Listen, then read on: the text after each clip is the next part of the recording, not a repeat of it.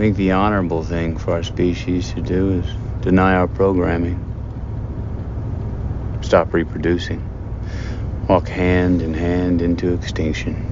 One last midnight, brothers and sisters opting out of a raw deal. Do not trust any friends or family members. I repeat, do not trust friends. Oh, like burritos? Yeah, but it's like not. Yeah, that's good. It's different. It's like if you've never heard of color, and then like you're like, oh, I don't need fucking color in my life.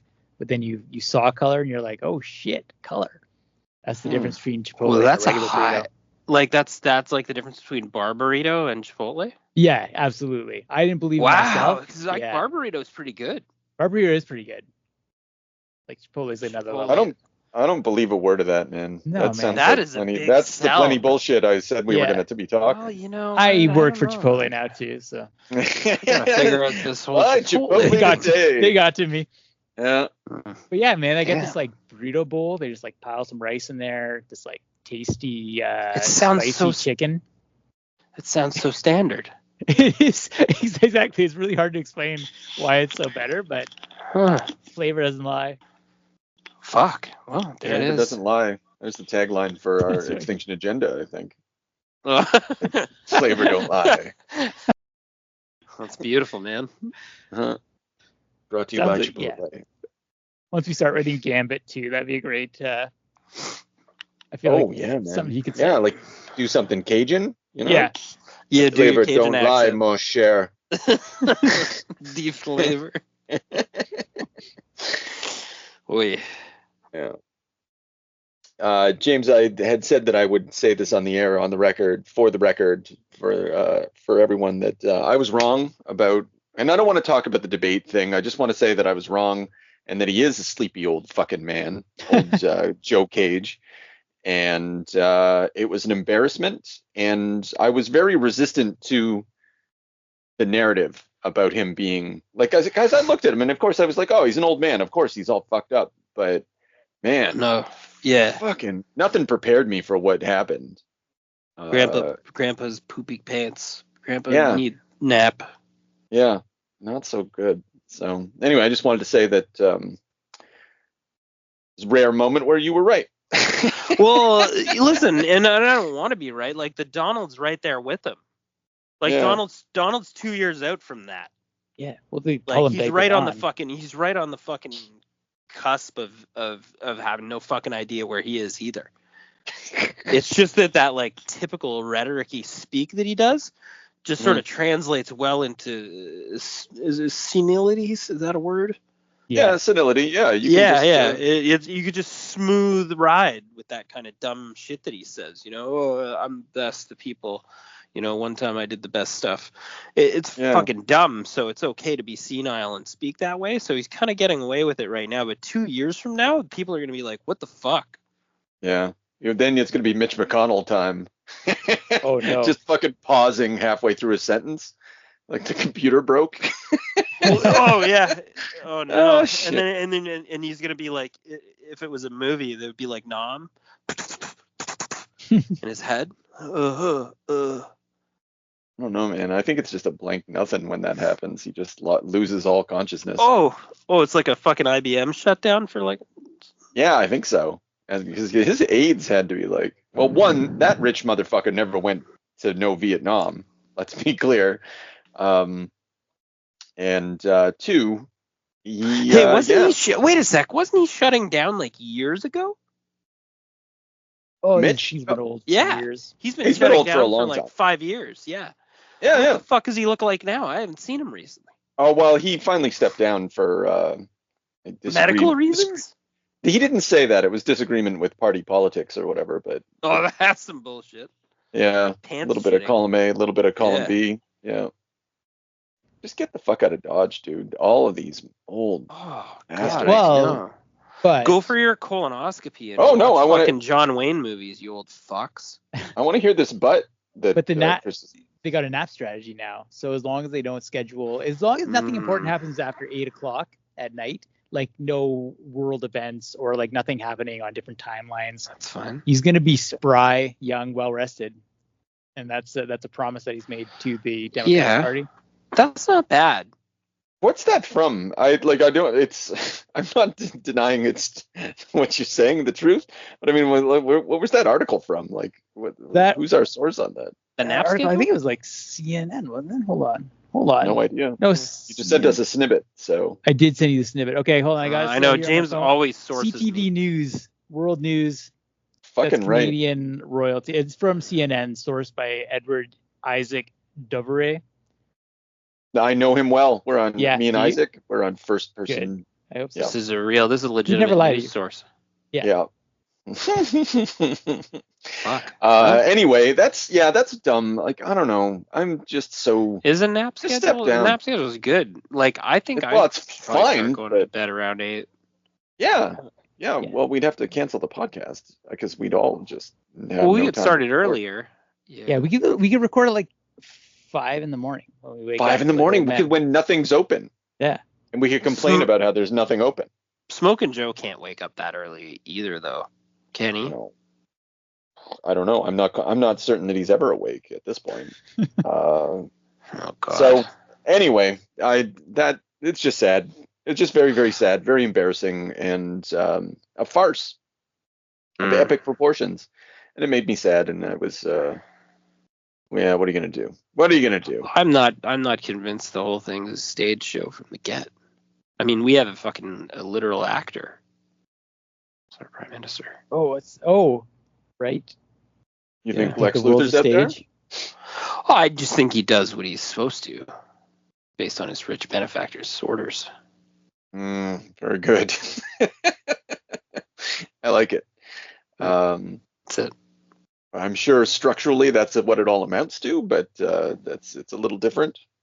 Oh yeah. You got to go and put on a show with the other guy and make a big fuss. You know, read the lines. Yeah. Grow the beard. Is that what our boy's up to? Has he grown beards? No, he grew a beard during COVID. It made him look like more dramatic and introspective. It was a Oh. pretty good beard. Yeah, not bad. We're talking about, for those who don't know, our prime minister. And if you don't know, what the fuck? Oh yeah, you know Justin Trudeau. Yeah, what's up? Mm-hmm. Babyface Justin. Hey boys. The only thing. Unlike your old fucks Americans, we have a young fuck. He's also useless. Yeah, I wish he was fucking senile, because at least I wouldn't believe that he was maliciously just pocketing money to be a fuck. I just think all these unforced errors would make a lot more sense to me if it was a product of senility. But yeah, it's just like they can't help but shit the bed. They just love shitting the bed. Yeah, and it was like also like I don't. Does the U.S. system similar to ours, where like the prime minister, despite having no skills or previous job, his personal net worth and wealth can just grow exponentially based on mysterious benefactors? Well, I don't know that that's a true statement. It might very well be true. Check it out. I'm sure I will, and I'm sure I'll find a wonderful source for whatever that bullshit's coming from. Oh man, I'm gonna have to go to my right-wing media for this. Yeah. Oh jeez. Learn all about Michael Obama and That's kind of a Morty that you pulled there. There's a fucking thing. Oh. This will actually, maybe we can use this to seg into our topic. I haven't watched any of the new Rick and Morty. What's that dude with the voice left? Main voice actor, because of the drama or whatever. Yeah, he shouldn't have beat up his wife. It really put a sour on me. Yeah, I guess I don't not care, but yeah, I just think it ruined the show. That's a shame, because the voice actor. Yeah. I just can't take it. Can't take that new voice. It's just not there. He's not doing that burping talk thing properly. Oh, that's disgusting. That's that's so hard a to skill. Do. Yeah, I can't imagine. It's just, I don't know. A fingerprint. Like a weird miracle thing that he did. Yeah. Just gave it to us. Just like Event Horizon gave it to us. The other miracle of television or movies. So this was a big hit for you. Yeah. So today on the Extinction Agenda, we're doing Event Horizon. Yeah. Paul W.S. Anderson's 1997 cult phenomenon, and today we're doing it with James. James. And Chris. And this is a big hit for me. I know it wasn't a big hit at the time, but I think there. Now that I know more about its production, having read about it, I'd never bothered to read about it. I was like, oh, okay, that's what. A lot of things are starting to make sense about this movie, because it's jarring in a lot of ways, and its ending is ridiculous, and it has tonal shifts at points where you're like, what? I mean, it all works, but yeah, you watched it. Well, you didn't watch it for the first time, James, but you hadn't watched it in a long time. I I remember being an advocate for it when it came out, and I believe I had it on VHS. And I was a big fan of it when it came out. I thought, just this is a shock. But then it was very there's a there's like an era feel to it, because what year is this? 98? 97. 97. Yeah. So it's got that. Well, it's got the cast. Half the cast is from Jurassic Park, and half the cast is from The Matrix. So it's a weird, like, it's just a grouping of people from a specific time in the 90s that were like sort of bridging across a lot of movies. And it had a tone, that it was like a cool tone for the space exploration bit. Yeah.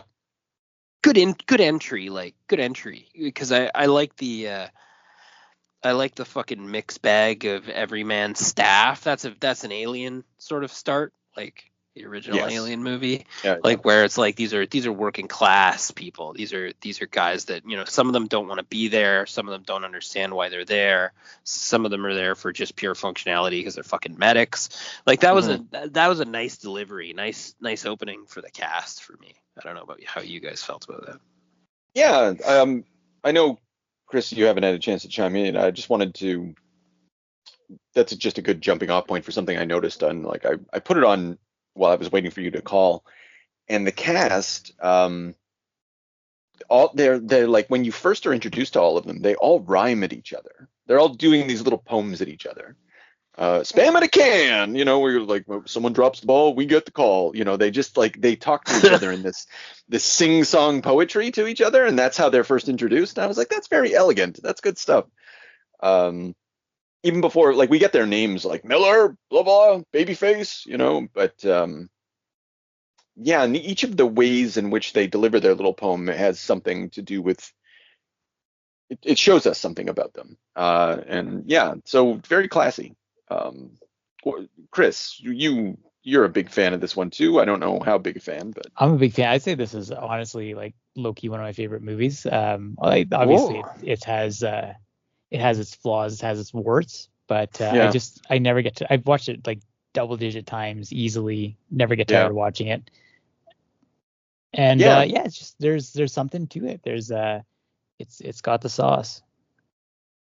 Yeah, I feel the same way. I haven't watched it that much, but I've watched it quite a bit. I did when I was much, much younger, like 20 years ago or whatever.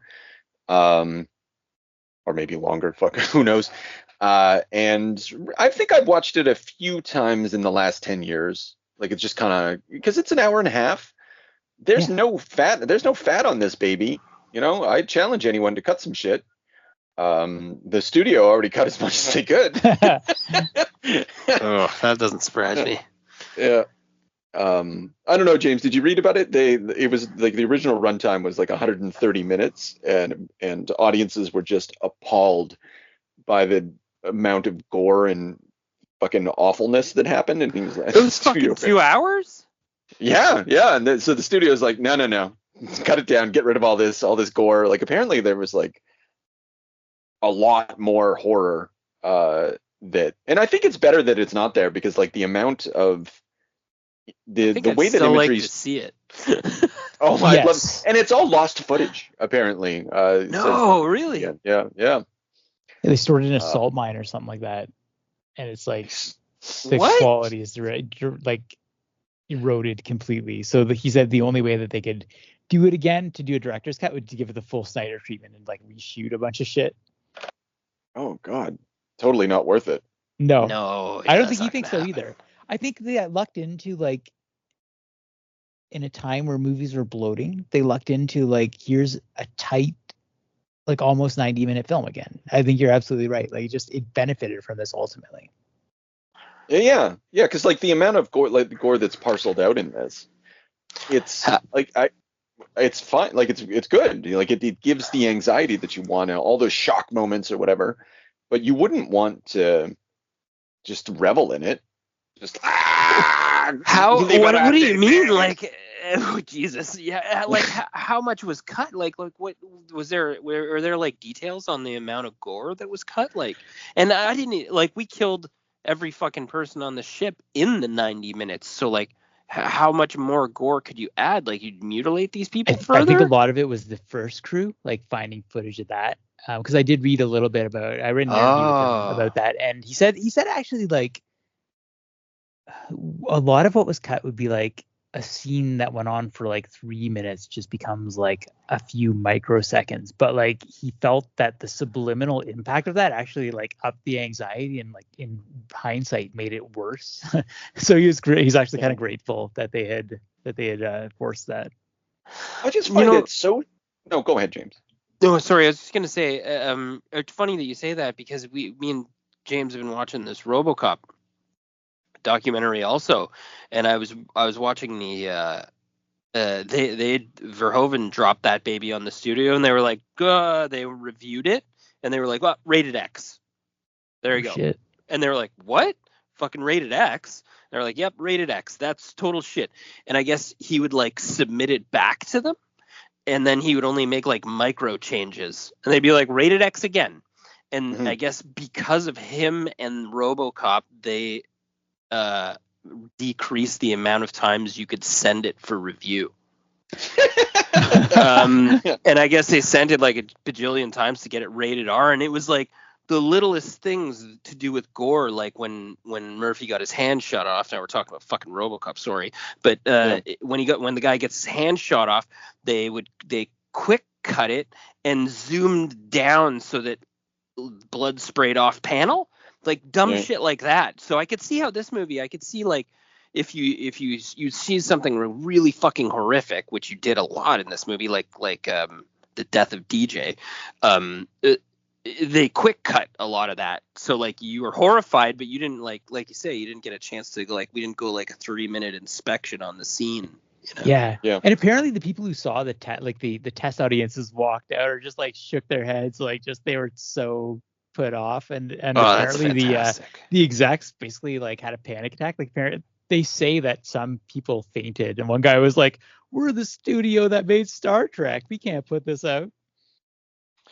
Yeah, I thought about that, the like the Paramount symbol when it's going off into space. I was like, this is like the dark opposite of Star Trek. Yeah. It's everything that like Star Trek could not be. I mean, like not that it ought to be the exact opposite of Star Trek, but In fact, I would, yeah. as we were watching it, I turned to my wife and I was like, "Oh, I actually want to see the Star Trek show where they like on this unending hell journey." Oh yeah, it would be like an episode. It'd be like Sandman or something. Yeah. Yeah, so I still I don't know. I feel like this movie got rejuvenated for me. I don't think that I don't like, I knew what it was all about. I knew it was going to happen, but I think that I more appreciated it this round. Yeah. So what's the story? We've got they're on a ship, right? There's a crew, there's a rescue crew, salvage crew, and they're bringing Sam Neill, who's a beauty. What a great cast! You know, like Lawrence Fishburne Oh, and Sam Neill and Jason Isaacs Jason and Isaacs, yeah, unreal. um, I should know everybody else's name, but I don't. But everybody was great. You know, there was no shitty people in this, but they are on a mission to go get a spaceship that has a special drive, you know, that supposedly had been lost. So they go all the way up to Neptune. I think that's a nice touch. I love the optimism of like 2047. Yeah. Yeah, just around the corner. No problem. Yeah, so they go out to Neptune, alien style, and they find the ship, and the ship has been to another dimension using like the warp drive. And they thought, oh, go on. I was gonna say there are a lot of red flags leading up to that. Like they said, hey, this ship's derelict. It's returned back with no fucking crew from whatever a space, like a mystical version of space travel based on this special fucking warp drive that creates a mini black hole that's built in it. Like, so there's a lot of fucking, like, I think they even, as soon as he says the words Event Horizon, half the crew gets up. They're like, fuck this. Yeah, that's bullshit. That thing's lost. And the fact that the only sound that they get from it is a garbled tape where clearly everyone is in hell. we ran it through some filters, like what? And everybody's like, just like, what is that? Huh? Like, holy shit, it sounds like Doom. Yeah, there's no fucking. And then they just send this crew out there just to find out what happened. Like that.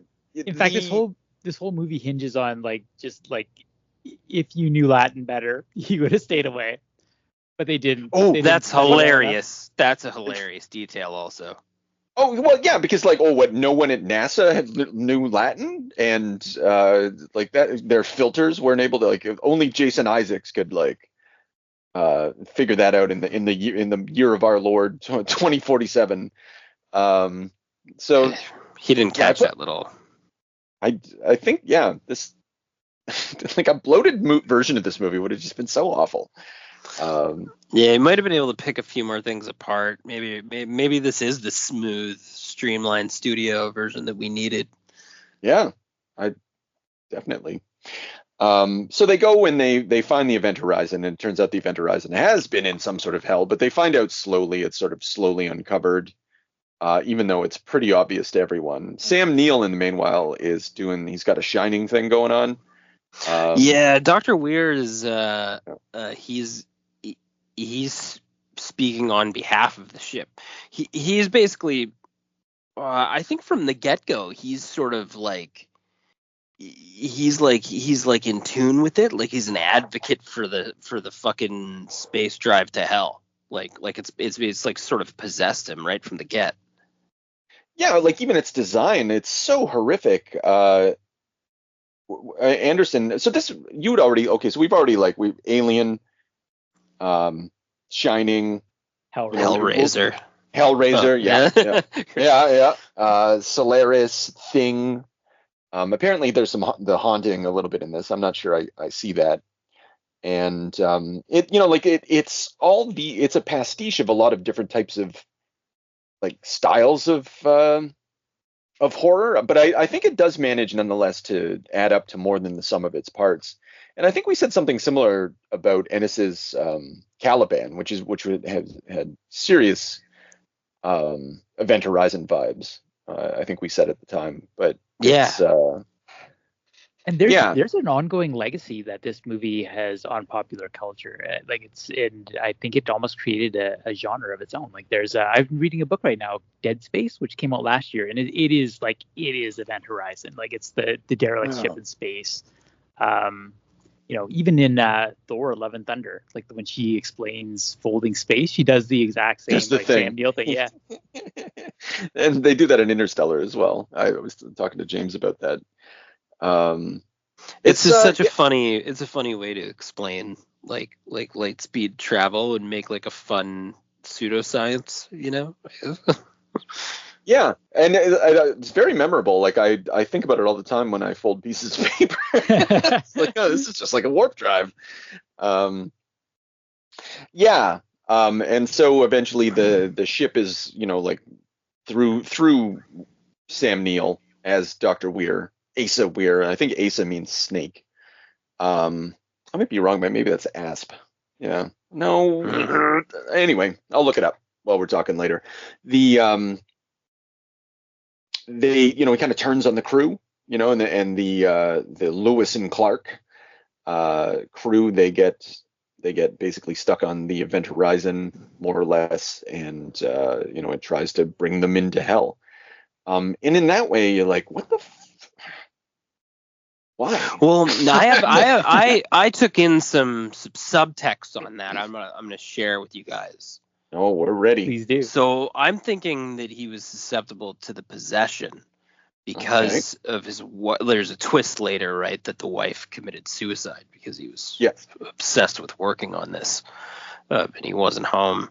So like I think that he may have ramped this up as a way to communicate with her. That he may have deliberately tried to open a gateway to hell, and built the ship with that intent. Oh my goodness! Okay. Well, because she to get access to her. Yeah, she's a suicide in any kind of. So he would have known that her suicide put her in hell. Well, if that's a super Catholic position, but nonetheless. But this movie is pretty super Catholic. Yeah, well, even with the Latin and everything, right? Yeah. Well, also, I think an interesting thing. Just a thought. Yeah. I want to build off that in a second. After, yeah, go ahead. Because time, like my understanding is, as you approach like a black hole, like time kind of compresses. So, like to the point where like all moments are basically one. It's just like an extended thing. So like, there's almost an implication like he's susceptible to the influence of the drive even before he gets close to it. He's having hallucinations about his wife even as he's like getting on their ship and not even approaching the drive yet. So it's like it's already happened. All times are one. Well, I didn't think of it like that, although like that's maybe a way to, as James would say, throw a hot dog down the hall on explaining how it would work. But ultimately, like it's just a situation. It's like it's possession. Like he was possessed ahead of time. It's like the drive was built through him. It's like how else do you end up with like basically the Hellraiser design? He's like, I designed it myself. It's like, what? Oh, it looks great. Yeah, just like in Your Wife Commits Suicide. It's like he invited, like he invoked something. I didn't think about that, but that's interesting. Well, then he's masking too. He masked the fact that he was having the same hallucinations as everyone else. Why did he do that unless he was expecting it, or unless he's trying to get from point A to point B? Even subconsciously. Yeah, I feel subconsciously because he's always like everyone's like I saw Justin come out of like the black hole and he's like, it's impossible. The drive wasn't open. Well, maybe gravitational, like he's always trying to save the appearances with bullshit, but it's bullshit like he's trying to sell to himself is the sense I get. Like I don't, who knows, right? But Sam Neill seems so confused and trying to suppress everything the whole time, right? That it doesn't feel deliberate. It feels like it's all a manifestation of his own possession. He can't come to terms with like the lack of control. Like he's being taken over and he's trying to like rationalize it to himself and like rationalize this entire situation, which is fair because it's insane. It's like, yes. And the thing I love about this movie, like it is so stupid. Like that going through a black hole is actually hell somehow. But it just bluffs past all the dumb shit. It just kind of stares you in the eye and dares you to care about that because it's just so tightly constructed otherwise that it's just, it's like a sleight of hand thing. Yeah, and we're in hell. Who gives a fuck? Like, go along with this ride. Well, it's ramped up by all those performances too. Yes. And even like early on, there's one thing that I wanted. This movie is a remarkable achievement from the director of Mortal Kombat. I did not know that. Like his first movie was Mortal Kombat, and then he made this movie, and then he went on to make the Resident Evil movies and Soldier. Like he's never. This is the movie that his movie. This is his big thing, and it's not even really his because the studio cut the shit out of it.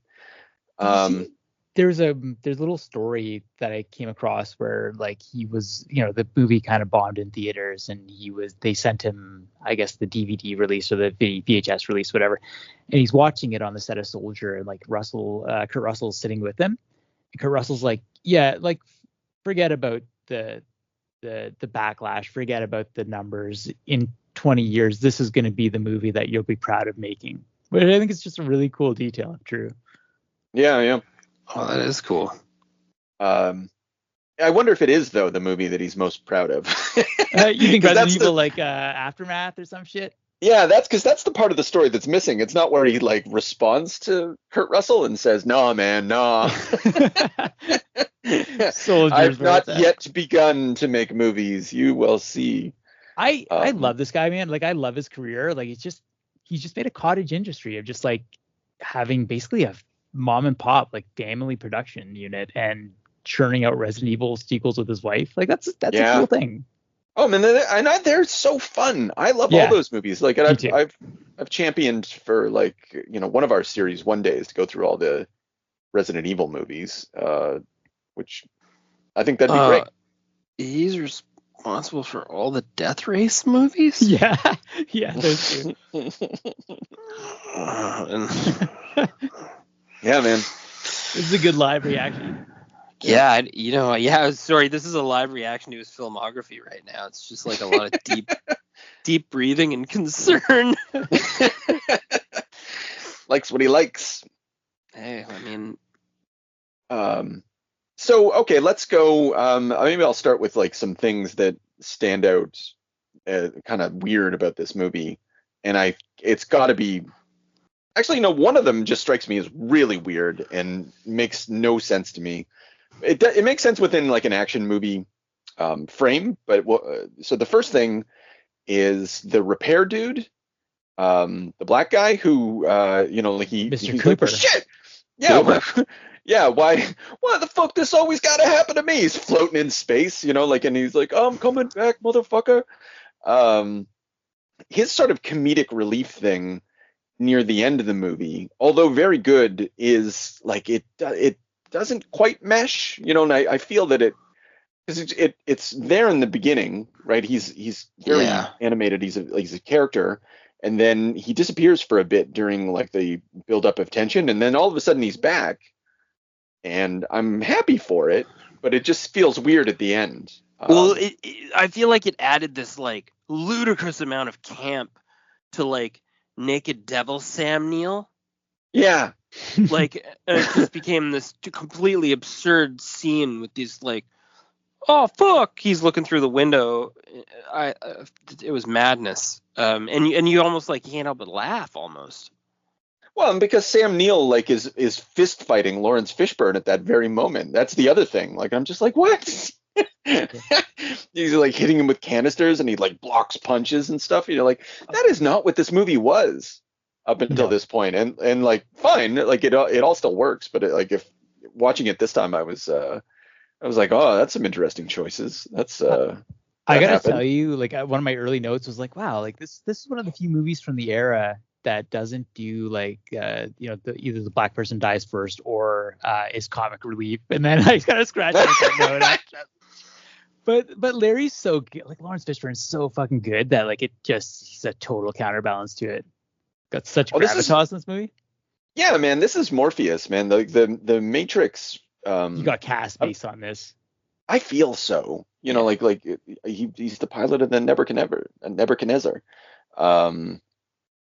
Like because it's still 2 years out, but it's gotta be like, because the aesthetic of the two movies, the nightmare worldness of the Matrix is very Event Horizon. Like I don't know if there's any real connection between the two things, but I feel there would have to be.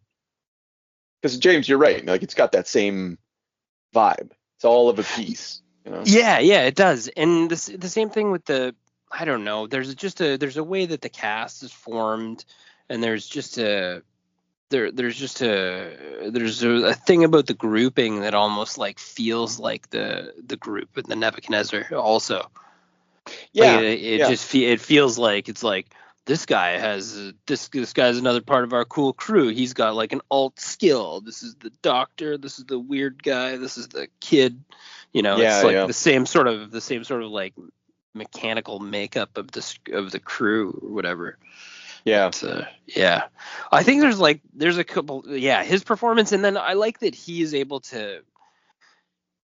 He's the only one that's able to resist the hallucinations to remain functional.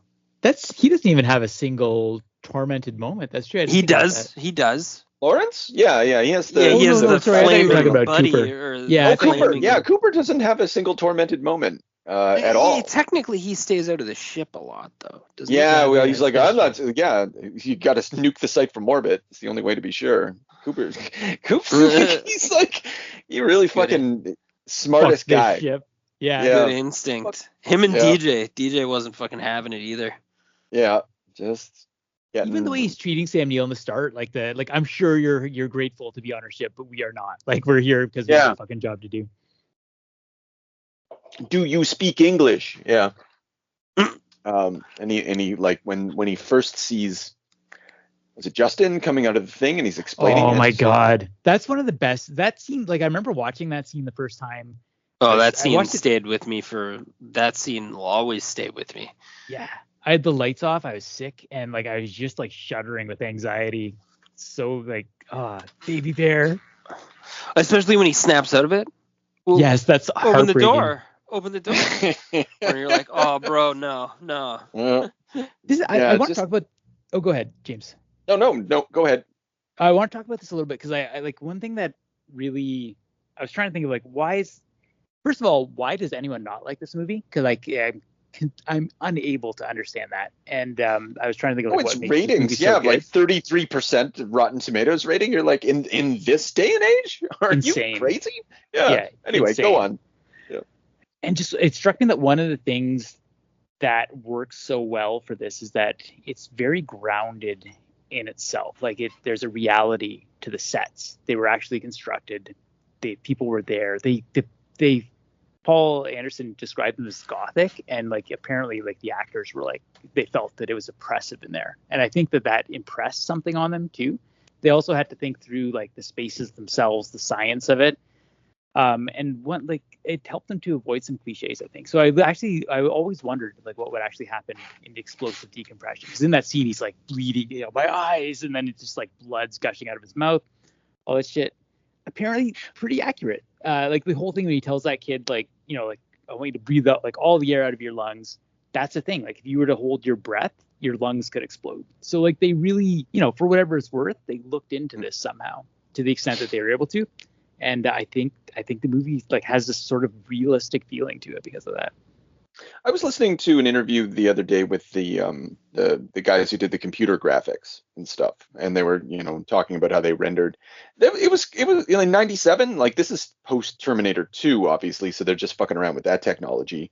But it comes off pretty well. I mean, it's not great, but one thing they were talking about is that meat grinder thing the meat grinder hallway, like they built that, man. You had to walk through it. People would get nauseous walking through that thing. They'd fall over walking through that thing. They said it was very difficult and very disturbing to walk through. And if you look at it, you can see all the scaffolding through there's holes in the meat grinder stuff. You can see all the scaffolding and everything holding up the set because they weren't able to like brush it out or whatever, or they didn't have time or money or whatever. But yeah, they pointed that out, and I was like, oh shit, yeah, you're right. And that kind of makes it actually gives it more of a materiality because you can't. I don't know. You can just see it in space now. It's just not it's not just a grindy thing. You're like, oh yeah, that's hovering somewhere and doing something, and they have engines doing that, and like, holy fuck, you're a madman, Paul Anderson. Yeah, there were some wild sets. Actually, the practical sets were kind of unreal. Like I can imagine the ship. Like the ship in my head. Like I can see the layout. I can see the hallway with the whatever the explosive charges set along it. I sort of understand when you go into engineering and where the drive is. It's like you can almost see the layout of it in your head. Like you could map it. Like to give that type of like practical feeling to that particular design and actually like deliver it, that's fucking impressive.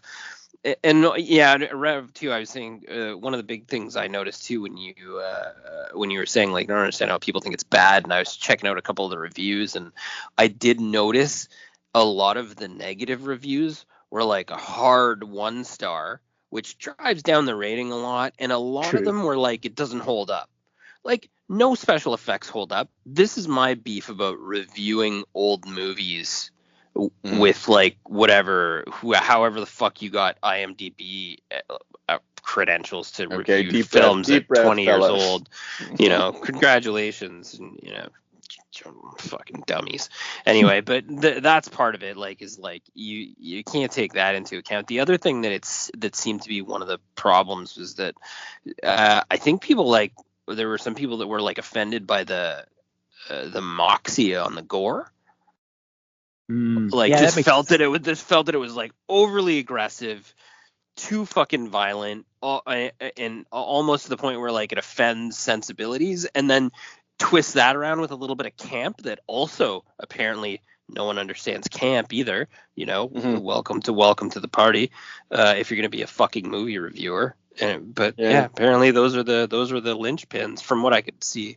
Yeah, because a movie like that unites horror and science fiction crowds, and like if you're more of a science fiction person, you're like, oh my god.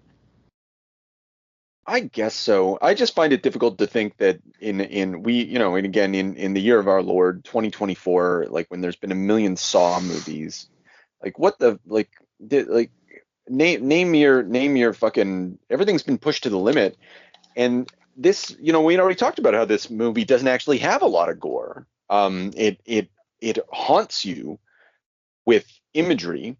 It assaults you. It's very effective as a horror thing, but I just find it like I just think these individuals aren't. Well, one, I don't want to talk to them, or I want to talk to them. I want to be like, okay, let's go through this. What's the problem here? How much gore is there here? Well, I think maybe there's some triggering things. Let's go there. Let's get a little woke here with this. I think that there are some triggering things to some of the scenes, like some of the horror scenes, and some of the like it's purposefully like you described, like a high level of anxiety on that baby bear scene. There's a few scenes like that where it's like if you can trigger, like where they're not necessarily like hyper gory, or if they are, they're just a snippet. And then but what they're doing is they're like invoking that high level of like discomfort, like a scalpel on someone who's just like waking up from a head trauma.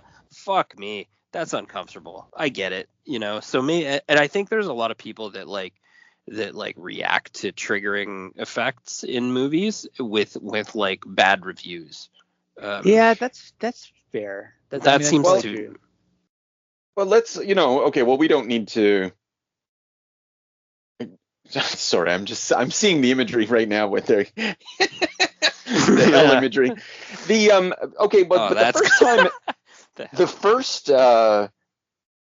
twist of the knife, and I think this movie does a great job of twisting the knife constantly with like it's with Mama Bear or whatever, and she's watching videos of her child who has a developmental disability, and Lawrence Fishburne's like, I tried to get you out of this. I'm so sorry, and she's like, like the husband's taking it over. Like, so it's very grounded, it's very, like you said, with Alien, it's like, these are people. And the first hallucination, maybe it's not the first, but like the earliest one, when they're on one of the earliest ones, when they're on the, I almost said Nebuchadnezzar, the Event Horizon, she sees her child, covered in like sores and stuff like that. And it's just like, it'll get you, to twist. I'm keep using the word twist the knife. It'll make it like emotionally resonant to the fullest extent possible. And that's what a lot of, and that's like, again, that's part of the Alien crew, and that's part of what works for Aliens also, is that you don't need to spend a lot of time on it, but spending time having your cast or your grouping of people like connect with the audience, especially by just being like, fuck, the easiest way to do it, the cheapest way to do it, and honestly the most effective way is to like make them be working class, like not a scientist. I don't want to like fucking millionaire famous paleontologist. I don't need that. I need these people to be like I have to fucking go on this for money. My kids fucking got a different whatever, Those my kids got those split custody, Give me something really earthy, Yeah. Well, that's it. It's very earthy. And is the way that's got to be. I just really like that. Are you laughing because there's a paleontologist that's broke? Yes. That was a bad example. I was just thinking about Sam Neill's character in Jurassic Park, and I was like, there wasn't a lot to empathize with there, actually. No, not at all. He's like, kind of a jerk, but he's not even. Yeah, like a he good was jerk. he was like pompous and sort of like privileged, and it's like that's not who I want to root for. I want to root for Mama Bear. Yeah. I think another thing too that grounds. Yeah. Go ahead. Another thing that grounds this crew too is that like none of them want to be there. They make smart decisions. They're forced because of the damage to the ship to stay on the event horizon, but they're like freaking out for the fact that they want to get out of there as soon as possible. I love what. Speaking of the set and like the environments, like one of my favorite things is just how there's that slurry of people from the former crew around the control center. So every time they film a shot there, they'd like, of course you wouldn't take that down. It'd just be, but it's just in the background, just reminding you. So good. Yeah. Oh yeah, it's like a fucking like a meat wall with like half ingrained skulls and then not to mention the dead guy, the fucking corpsicle dude right off the get. Yeah. When they put on the gravity, it just like shatters. Yeah, they did some really great things to gross you out. Like, James, you actually mentioned something about this, the video of hell. Oh, right. Well, before we talk about that, I heard this phrase the other day about I'm rewatching Twin Peaks, and they were describing in The Return, like how bodies are treated, and they said that he takes subjects and turns them into textures, and I think this movie does that too. It creates textures out of people, and that's a great quality for your horror movie. But what you're alluding to, James, and I don't know a lot about it, is that. So the view, the image of the, when, because it's Mama Bear and Stark or whatever, the medic, or no, she's the co-pilot, but they're just talking, drinking, not relaxing by any stretch of the imagination, but then all of a sudden they're running filters through the tape again. And all of a sudden it reveals, like the hell imagery, and she just like fucking, we haven't seen it yet. You're freaking out. She drops the coffee in, like they're very disturbed, and you're just like, oh, I want to see that. And then finally, you get a look at it. And then apparently all this footage was on video, and they had a secondary crew, like just at work, just creating a fucking bizarre carnival of madness.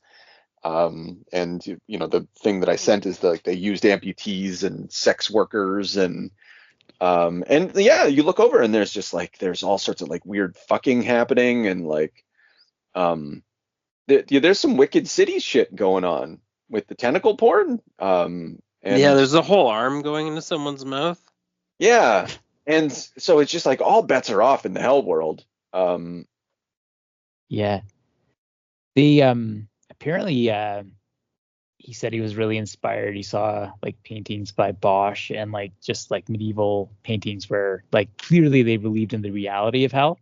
To capture a little bit of that flavor. And then I thought this was really interesting that like people to this day will come up to him and be like, oh, like that scene in Event Horizon, like when this and this happened, like on all those rapid cuts. And he's like, that sounds like a really good idea, but I actually like none of that footage I shot. Like that's all in your head. Like that's just subliminal effect that like people have made up and like kind of that they carried with them. Yeah. Right. That's crazy. Yeah. So weird. But yeah, I can see this movie doing that though, because like the hell imagery lasts 30 seconds or thereabouts, right? Yeah. And it's just like he shows the eyeballs or whatever. And actually, like if you slow down and just kind of look at it, it's really dumb looking. It's really, but it goes by so quickly and it's over, and you're like, oh boy, that's what's waiting for everybody. Yeah, barbed wire bondage, and the other one like wrapped around his face like a ball gag. Like it's, or maybe I'm just hallucinating that one. Yeah, Guys, maybe. Yeah, man. Yeah. I don't see any of that. There's no barbed wire or anything. It's just people That's fucking not each the other, first, ripping. yeah, that's the crew video, but like later on when Sam Neill is battling Lawrence Fishburne, he's like, let me show you some Oh, stuff. yes. Yeah. Okay. Yeah. That's that's the Hellraiser stuff for sure. Yeah.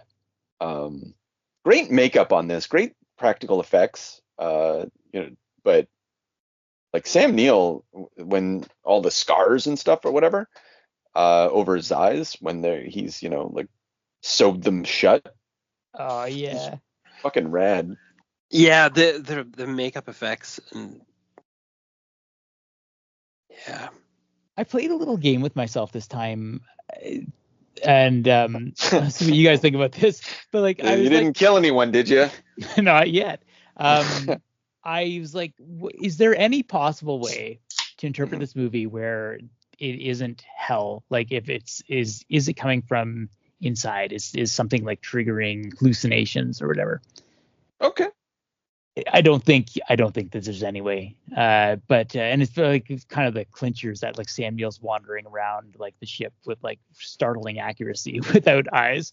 So yeah. Well, I guess that would be, yeah. that's definitely. Yeah, there is something about this though that you want to, like, it's attributed to space madness. Like this is all taking place in some sort of like Milton or what's his name? Sorry, Blake. Within the mind, to some extent, but there's no point going down that route.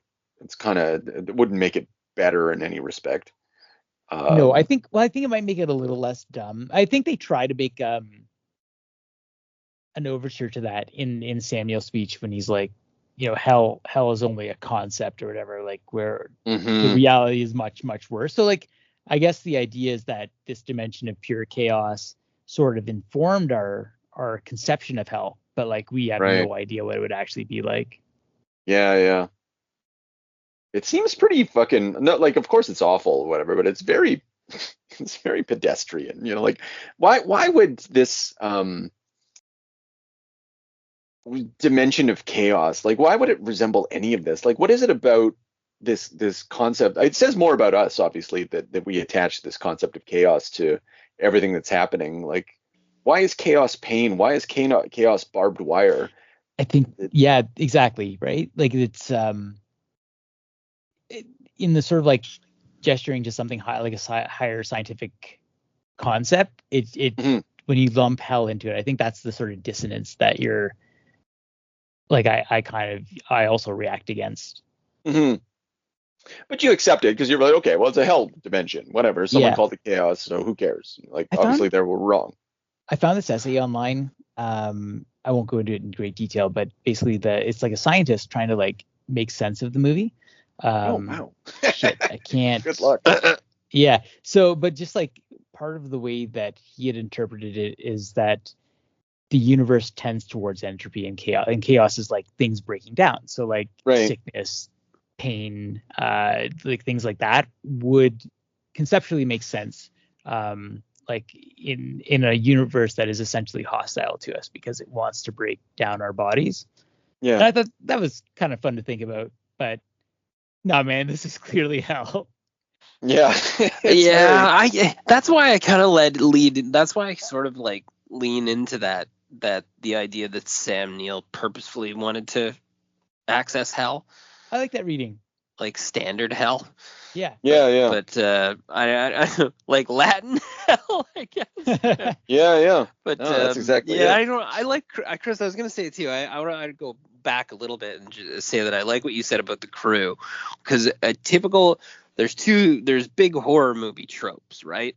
I mean, on a typical horror movie trope, everyone's gonna make absolutely stupid decisions, which is gonna it's gonna add to just your eye rolling sort of like discontent with the movie, and then for whatever reason it's just going to lead into these horrific things. But like in this, they actually, like, the narrative allowed the characters to make, they made the best decisions they could under the duress and situations they had no control over.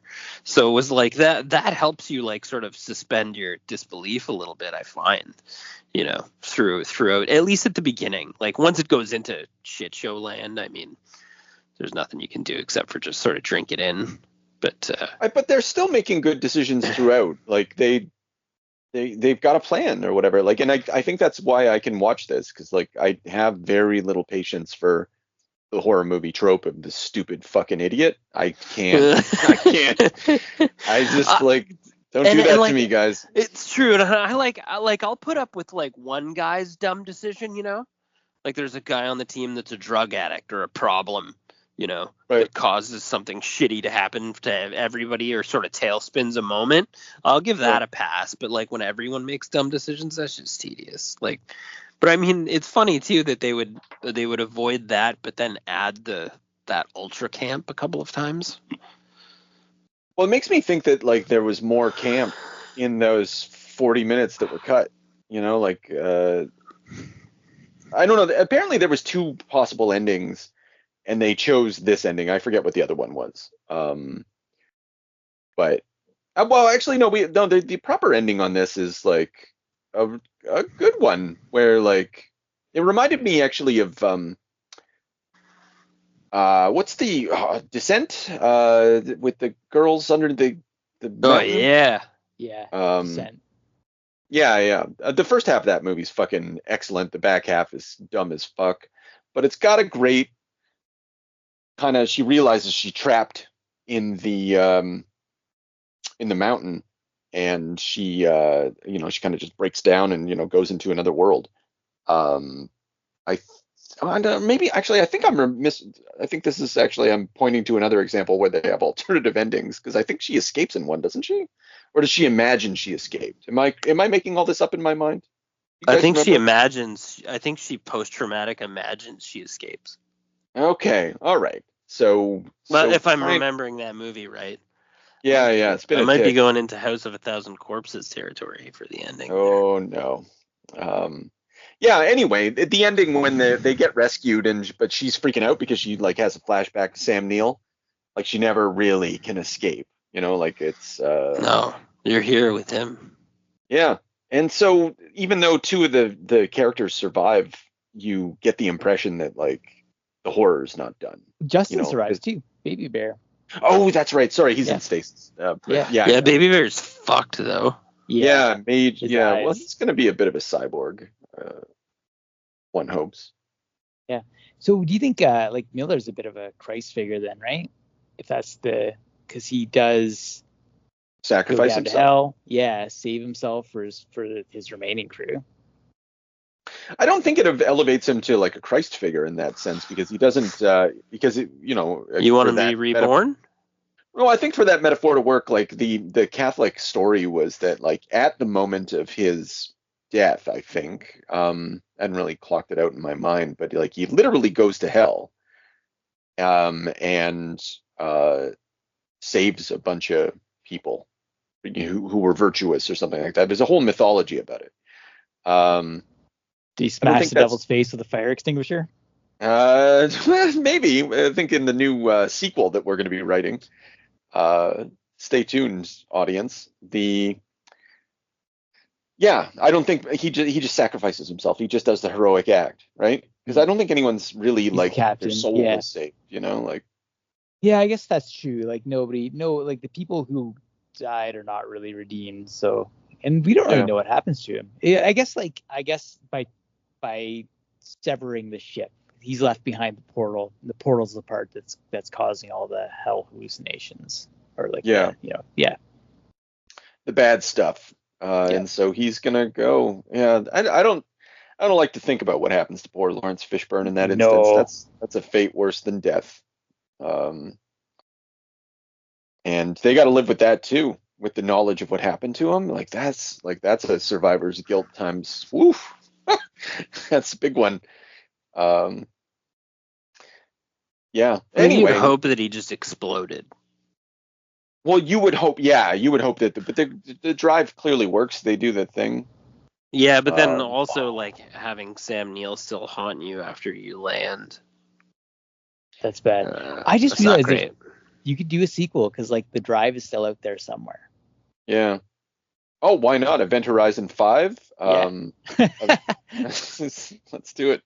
I want to give this movie. This is I'm seeing the closing bit, but I was really impressed with this movie's use of girdles in order to deal with Sam Neill's physique, and I thought it was a really great way of doing it. And they also did it with the Starker or whatever. Like they kept the bodies, although they're trim, right? They're not in any like bad shape, but like they're not Hollywood presentable, right? And so like when they have them in their underwear, the waist is just above, just to tuck in the stomach a little bit. I thought it was a nice way of doing it. You get like the best of both It's kind of like like World War II army guy sort of pants. They're real high waist, sort of just don't have to have that trim waistline exactly. Yeah, Sort of puff up your chest and look great. Yeah, walk around with your slick back hair and nobody knows the difference. You're Sam Neill. It's true. I do that from time to time at home. Yeah, I'm thinking I'm gonna get some of these underwear, man. Just present myself. Get some magazine shoots going. Feel a lot better about myself when I walk by them, with that kind of setup. Mm-hmm. That's what this movie's all about, self-image, making you feel good. It's real fucking self-image. So yeah, I don't know. This movie's I think it's very good. It's very entertaining. I think it's a classic. I think it's a real fucking marvelous accident that it exists. Like it is a hodgepodge. That managed to become sleek and tight, like you said, because it's basically the studio is the girdle, is what I'm saying. And yeah. And is this so you feel like genuinely this is a studio chop job that turned out accidentally awesome from pure editing? Well, Anderson was still involved with the editing. Like they were just like, cut all this shit. We're giving you 4 weeks to do it. So it's not like they got some sweaty asshole to. If I have my facts correct or whatever, it's just correct. Like it's not like it got taken away from him. It's just like they were like, okay, well, you slow your roll there, pal, because this is shit, and cut it tight. And yeah, I think it's whatever he disliked about the project, like it's kind of interesting to compare with like Alien 3 or something, although the production's very different. But when is Alien 3? Like, when's that coming out? 94, I think. Oh wow. Okay, all right. So it's before this. Anyway. Yeah, it's just funny to think that like generally like studio intervention and like heavy editing or reshooting equals like death of a movie, but in this case it seems like it was the right choice. Yeah, the producers, it's one of the rare times where the producers were like right on the money, literally. Although this thing tanked, which, not that I went to the theater to see this, but I definitely watched it on video. Yeah, that was an hour for sure. Yeah. But yeah, I watched. I own this, and it was compelling. It's right up there with In the Mouth of Madness, which came out before this. That's another element. Yeah, another future pick too. Yeah. So anyway, I think anyone who doesn't know about this movie, you should watch it. I think it's a really great horror entry. Yeah. Nothing. I don't have much bad to say other than my 2 little side comments, and the frequent references to the movie being dumb. But that's every horror movie, right? That's what are we doing next week, guys? What's going on? Oh, we're doing X-Men. Yeah, there we go. We're doing, we're gonna start kicking into Grant Morrison's new X-Men comics. So we're gonna start with the first 3 issues and the annual. So E for Extinction, and then new X-Men annual #1. So if you want to bone up on your nerd lessons before we dazzle you with our wit, you have an opportunity to do so. And you should take it. Strike while the iron's hot. Absolutely. Now, all we need is a little energon and a lot of luck.